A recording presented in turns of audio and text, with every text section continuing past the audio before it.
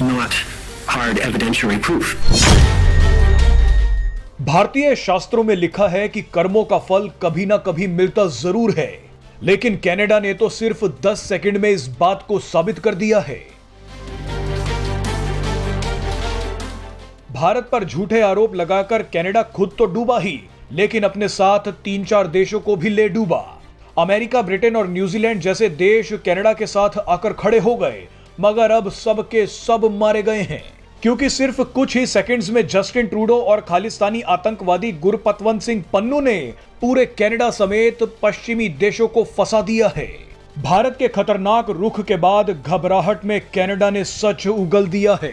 Justin Trudeau और पन्नू ने जो बयान दिया है वो कनाडा को आतंकी देश साबित करने के लिए काफी है। ट्रूडो और पन्नू का बयान सुन कनाडा के लोगों का कहना है कि या तो ये दोनों कोई नशा करते हैं या दोनों ही बेहद बेवकूफ हैं। अपराध करने के बाद दोनों ने खुद ही सबूतों की एग्जीबिशन लगा दी। आइए सबसे पहले आपको दिखाते हैं कि जस्टिन ट्रूडो ने क्या कांड कर दिया है। ये तो आप जानते ही हैं कि जस्टिन ट्रूडो खालिस्तानियों के चक्कर में भारत पर झूठे आरोप लगा रहे हैं।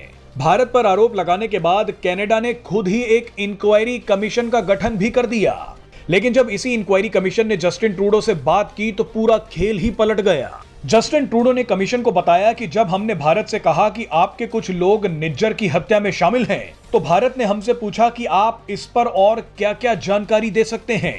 ट्रूडो ने आगे कहा कि भारत ने हमसे सबूत मांगे, लेकिन मेरे पास तो बस जानकारी थी, सबूत तो थे ही नहीं। बताइए, ये तो कनाडा के प्रधानमंत्री का हाल है। जस्टिन ट्रूडो का ये कबूलनामा सुन अब तो निज्जर की आत्मा भी उन्हें कोस रही होगी। सबसे हैरानी वाली बात तो यह है कि अमेरिका, ब्रिटेन और न्यूजीलैंड जैसे देश भी जस्टिन ट्रूडो के साथ आकर खड़े हो जाते हैं। आप पहले जस्टिन ट्रूडो का बयान सुनिए, उसके बाद ट्रूडो से भी बड़े खिलाड़ी पन्नू का बयान आपको सुनवाएंगे। At that point, it was primarily intelligence, not hard evidentiary proof. अब आप पन्नू की बेवकूफी देखिए।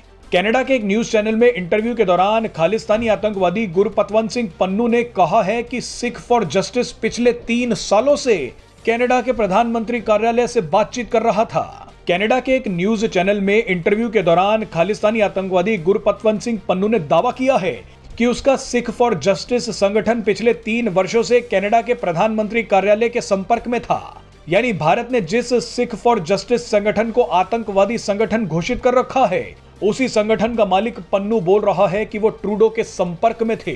भारत को अब जस्टिन ट्रूडो और पन्नू के बयान पर खेल जाना चाहिए। कनाडा को आतंकवादी संगठनों को पनाह देने और उन्हें पाल पोसने के लिए FATF की ग्रे लिस्ट में डलवा देना चाहिए।